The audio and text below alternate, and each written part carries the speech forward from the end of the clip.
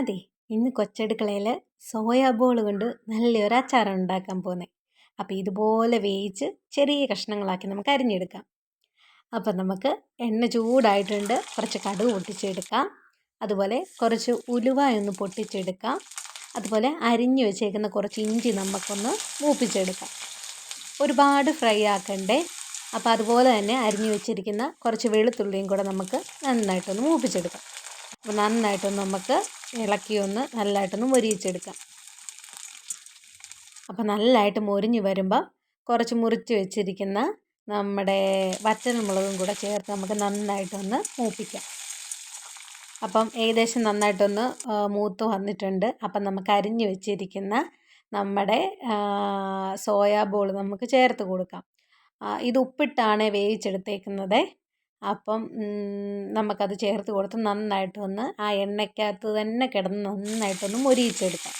ആ എണ്ണയ്ക്കകത്ത് തന്നെ കിടന്ന് ആ സോയാ ബോളൊന്ന് മൊരിയുമ്പോൾ കുറച്ചും കൂടെ ഒരു ടേസ്റ്റ് കൂടുതലായിരിക്കും അച്ചാർ നമ്മൾ ഉണ്ടാക്കിയെടുക്കുമ്പോഴത്തേക്കിന്. അപ്പോൾ പാകത്തിനൊരു ശകലം ഉപ്പും കൂടെ ഞാൻ ചേർത്ത് കൊടുക്കുന്നുണ്ട്. അതുപോലെ കുറച്ച് മുളക് പൊടി ചേർത്ത് കൊടുക്കുന്നുണ്ട്, കുറച്ച് മഞ്ഞൾപ്പൊടി ചേർത്ത് കൊടുക്കുന്നുണ്ട്. അതുപോലെ കായത്തിൻ്റെ ഒരു കഷ്ണമാണ് ഇട്ട് കൊടുക്കുന്നത്. നമുക്ക് നന്നായിട്ടൊന്ന് മൂപ്പിച്ചെടുക്കാം. അപ്പോൾ അത്യാവശ്യം ഒന്ന് മൂത്ത് വരുമ്പോഴത്തേന് നമുക്ക് കുറച്ച് വിനാഗിരിയും കൂടെ ചേർത്ത് നന്നായിട്ടൊന്ന് തിളപ്പിച്ചെടുക്കാം. അപ്പം ഞാനൊരു ഇച്ചിരി കരിയാപ്പിലയും കൂടെ ചേർത്ത് കൊടുത്ത് നന്നായിട്ടൊന്ന് ഇളക്കുന്നുണ്ട്. അപ്പം നല്ല അടിപൊളിയായിട്ട് നമുക്കൊന്ന് മൂപ്പിച്ചെടുക്കാം.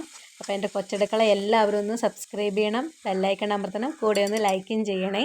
അപ്പം നമ്മുടെ അച്ചാർ ഇവിടെ എണ്ണയൊക്കെ തെളിഞ്ഞ് നല്ല അടിപൊളിയായിട്ടുണ്ട്. അപ്പം നമ്മുടെ സോയാ ബോൾ അച്ചാർ റെഡി ആയിട്ടുണ്ട്. ഒരു വെറൈറ്റി റെസിപ്പിയാണ്. നിങ്ങളെല്ലാവരും ഇതൊന്ന് ട്രൈ ചെയ്ത് നോക്കണം. നോക്കിയിട്ട് എങ്ങനെയുണ്ടെന്ന് അഭിപ്രായം ഒന്ന് പറയണം. നല്ല അടിപൊളി ടേസ്റ്റാണ്. ഒരു വെറൈറ്റി തന്നെയാണ് നമ്മുടെ ബീഫ് അച്ചാറൊക്കെ പോലെ. അപ്പോൾ ഓക്കെ, ബായ്.